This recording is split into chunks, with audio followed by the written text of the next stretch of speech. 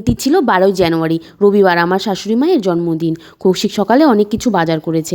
মায়ের পছন্দের মাটন এনেছে আর চিংড়ি মাছ, মামামের জন্য শিঙি মাছ আর এনেছিল ছোটো মাছ। চিংড়ি মাছগুলো আর আজকে করবো না, কালকের জন্য ফ্রিজারে রেখে দেবো।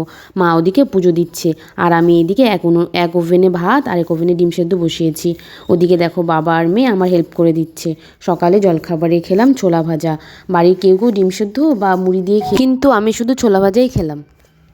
জয়া, রবিবারে আজকে রান্না বান্না কি করলে? রবিবারে আজকে অনেক কিছু রান্না বান্না, আজকে তো তোমার জন্মদিন। ও তাই তো। এই যে বেগুন পোড়া, হ্যাঁ আজকে মায়ের জন্মদিনে স্পেশাল মাটন। বাহ, স্পেশাল আজকে মাটন করা হয়েছে। ভালো হয়েছে তো। আর বানিয়েছি এই যে মসুর ডাল। মুসুর ডাল, পেঁয়াজ দিয়েছো? হ্যাঁ হ্যাঁ, পেঁয়াজ দিয়ে। আর মসুর ডালের সাথে আছে এখানে ছোট মাছের চচ্চড়ি, বাহ, বরলি মাছের চচ্চড়ি, সব সবজি দিয়ে। হ্যাঁ ওই আলু বেগুন ডাঁটা আর শিম আর ধনে পাতা দিয়েছি লাস্টে। বাহ বাহ, থ্যাংক ইউ থ্যাংক ইউ। আর এখানে আছে মামামের শিঙি মাছ, এটা এখন বানাবো। বানাও, এটা বানিয়ে তাহলে দাদিকে খাইয়ে দাও। হ্যাঁ খুব সুন্দর, ঠিক আছে। দুপুরে রান্নাবান্না খাওয়া দাওয়া করে একটু রেস্ট নিয়ে মামামকে ঘুম পাড়িয়ে আমি কৌশিক আর অনুরাগ চলে গেলাম বিধান মার্কেটে। শাশুড়ি মায়ের জন্য নেব সোয়েটার আর নাইটি।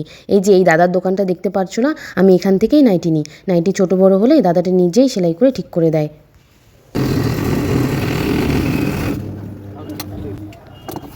বাড়ি থেকে বের হবো আর কিছু খাবো না এমনটা কি কখনো হয়?